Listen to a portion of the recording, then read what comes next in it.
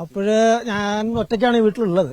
അപ്പോൾ അതുകൊണ്ട് വക്കീലാരെങ്കിലും വന്നിട്ടേ വാതിൽ തുറക്കാൻ പറ്റുള്ളൂ എന്ന് പറഞ്ഞു. ഉടനെ തന്നെ വക്കീലിന് അവരുടെ മുമ്പിൽ തന്നെ വക്കീലന്മാർക്ക് വിളിക്കുകയും ചെയ്തിരുന്നു.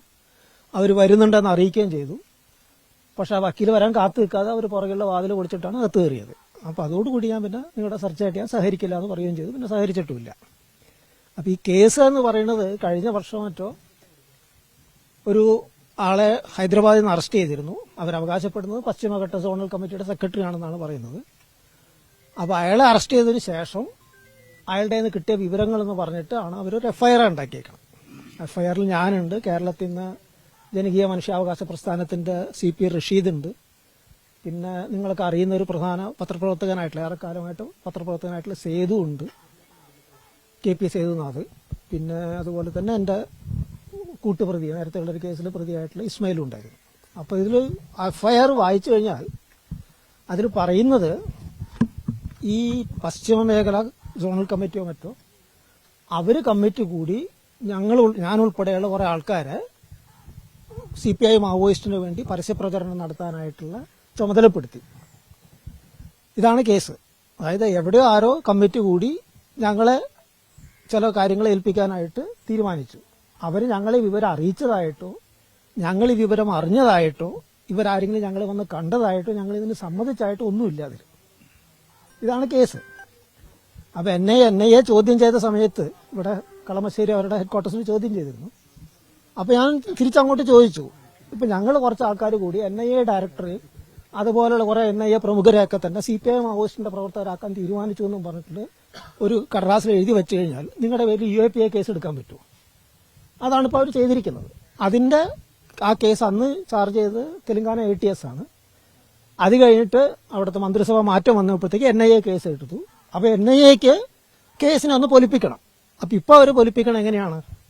ഒളിവിലുള്ള ആരാണ്ട് ഒരാളെ ഞാൻ സഹായിക്കാൻ ശ്രമിച്ചു എന്ന് പറഞ്ഞിട്ട്.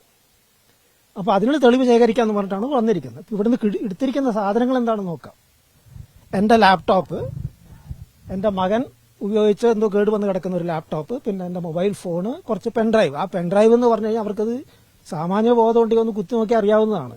അത് ഓപ്പറേറ്റിംഗ് സിസ്റ്റംസ് ആണ്. വിൻഡോസ് ഓപ്പറേറ്റിംഗ് സിസ്റ്റം, അതുപോലെ തന്നെ ലിനക്സിന്റെ മിന്റിന്റെ ഓപ്പറേറ്റിംഗ് സിസ്റ്റം, പിന്നെ വെൻടോയ് എന്ന് പറഞ്ഞിട്ടുള്ള ഒരു ആപ്പ്, വ്യത്യസ്ത ഓപ്പറേറ്റിംഗ് സിസ്റ്റംസ് ഉപയോഗിക്കാൻ കഴിയുന്നത്. അതായത് എന്തെങ്കിലും കാരണവശാൽ കമ്പ്യൂട്ടറിന്റെ OS കേട് വന്നു കഴിഞ്ഞാൽ അത് രണ്ടാമത് ഇൻസ്റ്റാൾ ചെയ്യാൻ വേണ്ടി വച്ചേക്കുന്ന സാധനങ്ങളാണ്. ആ ലാപ്ടോപ്പിലാകട്ടെ ഞാൻ കളക്ട് ചെയ്തിരിക്കുന്ന ഇപ്പോൾ ഒരു പുസ്തകത്തിന് വേണ്ടിയുള്ള തയ്യാറെടുപ്പിലാണ് ഞാൻ. ഭൂമി ജാതി ബന്ധനം എന്നുള്ള നേരത്തെ എഴുതിയ പുസ്തകത്തിന്റെ പുതിയ പതിപ്പ് തയ്യാറാക്കിക്കൊണ്ടിരിക്കുകയാണ്. അപ്പോൾ അതിനുവേണ്ടി ശേഖരിച്ച വിവരങ്ങളൊക്കെ തന്നെയാണ് ലാപ്ടോപ്പിലുള്ളത്. അപ്പോൾ ഇതൊക്കെ വേണമെങ്കിൽ അവർക്ക് നോക്കി തന്നെ അപ്പം തന്നെ തീരുമാനിക്കാവുന്ന കാര്യമാണ്. പക്ഷേ കരുതിക്കൂട്ടിക്കൊണ്ട് തന്നെ എന്തെങ്കിലും ഇപ്പോൾ ഇതിന്റെ വിഷയം എന്താണെന്ന് വെച്ച് കഴിഞ്ഞാൽ ഇതേപോലെ തന്നെയാണ് സായിബാബയുടെ കേസ് ഉണ്ടായത്.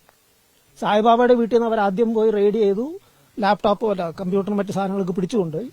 പിന്നെ 6 മാസം കഴിഞ്ഞിട്ടാണ് ആ കമ്പ്യൂട്ടറിന്റെ അകത്ത് എന്തൊക്കെയോ CPI മാവോയിസ്റ്റ് ആയിട്ടുള്ള കത്തിടപാടുകളും മറ്റു കാര്യങ്ങളൊക്കെ ഉണ്ടായിരുന്നു എന്നും പറഞ്ഞിട്ട് കേസുണ്ടാക്കണം.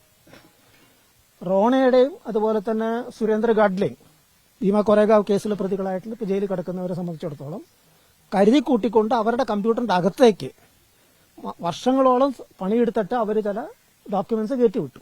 അത് അമേരിക്കയിലെ ആർസനിക് എന്ന് പറയുന്ന ഫോറൻസിക് ലാബ് വളരെ കൃത്യമായിട്ടുള്ള തെളിവ് സഹിതം പറഞ്ഞിട്ടുണ്ട്. ഏത് പോലീസുകാരനുമാണ് ചെയ്തതെന്ന് വരെയും പറയുന്നുണ്ട്. അൽപാഷായുടെ പുസ്തകം നിങ്ങൾ ഒരു പക്ഷേ കേട്ടിട്ടുണ്ടായിരിക്കും, ഇൻകാസറേഷൻ എന്ന് പറഞ്ഞിട്ട്. ആ പുസ്തകത്തിൽ അവർ വിവരിക്കുന്നുണ്ട് എങ്ങനെയാണ് ഓപ്പറേഷൻ നടന്നതെന്ന്. അപ്പോൾ ഈ രീതിയിൽ കൃത്രിമമായ തെളിവുകൾ ഉണ്ടാക്കി ആരെങ്കിലൊക്കെ പിടിച്ച് മാപ്പ് സാക്ഷിയാക്കി കള്ളക്കേസ് ഉണ്ടാക്കുക, ആൾക്കാരൊക്കെ പിടിച്ച് അകത്തിടുക, ഇതാണ് ഇവരുടെ പരിപാടി. അപ്പോൾ ഞാൻ വന്നപ്പോൾ തന്നെ പറഞ്ഞു, NIA എന്ന് പറഞ്ഞാൽ ഇൻവെസ്റ്റിഗേറ്ററായിട്ട് യാതൊന്നുമില്ല, നിങ്ങൾ ജസ്റ്റ് ഹാച്ചറ്റ്മാൻ എന്ന് പറഞ്ഞാൽ നമ്മുടെ പറയുന്ന കൊട്ടേഷൻ പണി ചെയ്യുന്ന ആൾക്കാരാണ് നിങ്ങൾ. മോളിൽ നിന്നൊരു ഉത്തരവ് വരും, അവനൊക്കെ പിടിച്ച് അകത്തിടുക, അപ്പോൾ എന്തെങ്കിലും ഒരു കള്ളക്കേസ് ഉണ്ടാക്കണം, കേസ് ഉണ്ടാക്കി പിടിച്ചു വന്നു. ഇതാണ് ഇപ്പോൾ നടന്നേക്കുന്നത്. അപ്പോൾ ഇവിടെ നടന്നുകൊണ്ടിരിക്കുന്ന ജനാധിപത്യ ധ്വംസനത്തിന്റെ ഒരു മുഖമാണ് ഇപ്പം കണ്ടത്. മനസ്സിലായില്ലേ? ഇങ്ങനെ ഒരു റെയ്ഡിന്റെയോ അന്വേഷണത്തിന്റെയോ ഒരു ആവശ്യം, കേസ് തന്നെ കള്ളക്കേസാണ്, ഇറ്റ്സ് എ ബേസ്ലെസ് കേസ്. അപ്പോൾ ആ തരത്തിലുള്ള കള്ളക്കേസുകൾ ഉണ്ടാക്കി ആൾക്കാരെ ഉപദ്രവിക്കുക എന്നാണ് ചെയ്യുന്നത്. അതാണ് ഇപ്പം നടന്നിരിക്കുന്നത്. ഇനി അതിന്റെ നിയമപരമായിട്ടുള്ള കാര്യങ്ങൾ എന്താണെന്ന് വെച്ചാൽ ഞങ്ങൾ തീർച്ചയായിട്ടും ഞാൻ ചെയ്യുന്നതായിരിക്കും. അതെ, സഞ്ജയ് ദീപക് റാവുവിന്റെ കേസായിട്ട് ബന്ധപ്പെട്ടല്ല, സഞ്ജയ് ദീപക് റാവുവിനെ അറസ്റ്റ് ചെയ്തതായിട്ട് ബന്ധപ്പെട്ടിട്ട് ഉണ്ടാക്കിയൊരു കേസാണ്. അതിൽ മൊഴി എന്നവർ പറയുന്നു. അയാളുടെ സ്റ്റേറ്റ്മെന്റിൽ അങ്ങനെയൊന്നുമില്ല. അവർ സഞ്ജയ് ദീപക് റാവുവിന്റെ സ്റ്റേറ്റ്മെന്റ് എന്നും പറഞ്ഞ് അന്നത്തെ എഫ്ഐആറിൽ ചേർത്തിരിക്കുന്നതിൽ അങ്ങനെ ഒരു പരാമർശം ഇല്ല. നേരത്തെ ഇതുമായി ബന്ധപ്പെട്ട് എന്നെ ചോദ്യം ചെയ്യാൻ വിളിപ്പിച്ചിട്ടുണ്ടായിരുന്നു. കളമശ്ശേരിയിൽ ചോദ്യം ചെയ്യാൻ വിളിപ്പിച്ചിട്ടുണ്ടായിരുന്നു കഴിഞ്ഞ മാസം. അന്ന് സഹകരിച്ചിരുന്നു. തീർച്ചയായിട്ടും ഞാനവിടെ പോയി അവിടെ കണ്ട് സംസാരിക്കുകയും ചെയ്തിരുന്നു. ഇനി വാതിൽ തകർത്ത് കയറി അതുകൊണ്ട് തന്നെയാണ് ഞാൻ സഹകരിക്കില്ല എന്ന് പറഞ്ഞത്. എൻ്റെ ഒരു ആവശ്യമില്ല അവർക്കൊരു കുറച്ചു നേരം കാത്തിരിക്കേണ്ട കാര്യമുള്ളൂ.